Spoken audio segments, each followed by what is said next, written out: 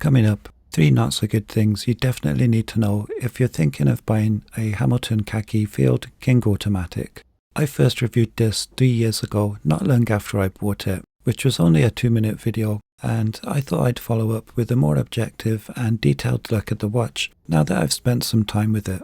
I'll also put affiliate links in the video description to where you can buy the watch. That means if you use them and also buy something, I can earn a small fee at no extra cost to you, the usual disclaimer. Many regard the Hamilton Khaki Field one of the best entry-level Swiss automatic watches. I still agree for the most part, so I'll cover the good stuff as well as what I don't like. First, here's what it's good at. The movement is exceptional. The day-date complications do something particularly special that I'll demonstrate for you in a moment. It's the Hamilton Caliber H40 with a massive 80-hour power reserve and hacking. It's based on the ETA 2834-2, a 25 joule movement, and has a reduced beat rate from 28,800 to 21,600 vibrations per hour to achieve that 80-hour reserve.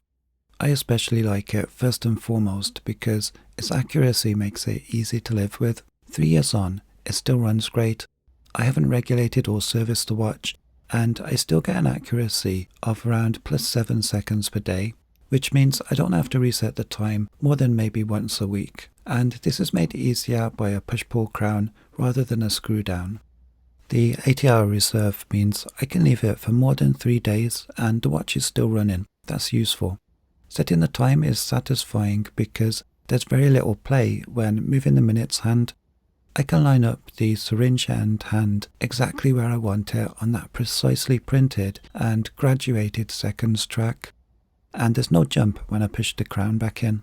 And its party piece I'll try and capture for you on screen by first advancing the time closer to midnight. And literally, if you blink, you're going to miss this.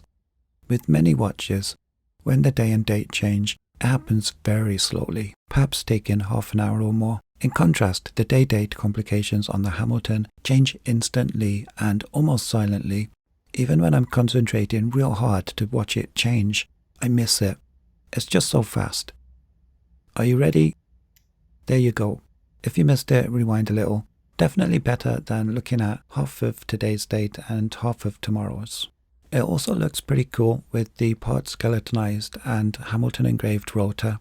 Some polished screws contrast nicely with other components. Again, this automatic movement hacks and can also be hand wound. What else do I like? I like the finish on the stainless steel case. It's got my favourite brushed finish with a horizontal brush on the sides and a radial brush on the front face of the lugs. And how could I not like the dial?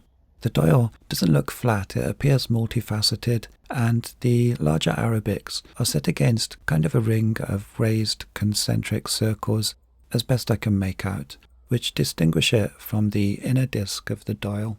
This combination of white Arabic numerals comprising a 24-hour inner track and larger 12-hour outer track, set against a black dial, dates back to military watches of the 1950s, such as the A17 pattern used on pilots' watches, as do the classic syringe-style white hands. Both the minute hand and the seconds hand extend right to the circumference of the dial, where they meet that graduated minute track to provide an exact indication of the time.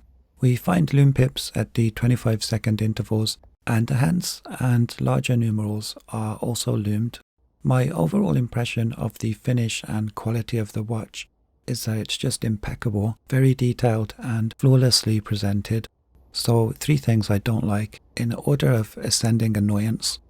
I'll start with the strap, but won't spend too long on this because you can change the strap. Or can you? I'll come back to that point. But anyway, it's a genuine leather strap as you'd expect, but it does look and feel overly processed, making it kind of plastic-like, and it's unusually slippy against my wrist. I'm in between holes, so on the looser fit, it slips down my arm to the point where it's just impossible to put up with. A more serious concern is the crystal. Having tried to wear it on some outdoor pursuits, I find it far too reflective, particularly paired next to that polished bezel. The Sapphire has no anti-reflective coating, yet it's called the Khaki Field. it falls a long way short of meeting my needs of a field watch. My first priority for a field watch is uncompromised legibility. I would say it's a very nice dress watch in the style of a field watch. Something you might wear to the coffee shop, but not the mountain trail. That's a shame because they got the dial right. By the way, I have some dedicated serious field watches up for review soon, if not next. Subscribe if you want to catch those. Next, a more serious point of contention for me lies in the case dimensions. Some of them are desirable. The case diameter is 40mm, many people's favourite size, and the case height is just a fraction over 11mm. All good so far. But check this out. It has what I think is a disproportionately long lug-to-lug measurement of 50mm, which causes some problems. First, it could just have been a more comfortable fit if shorter, and subjectively look better. I think it's far too long for a 40mm diameter watch.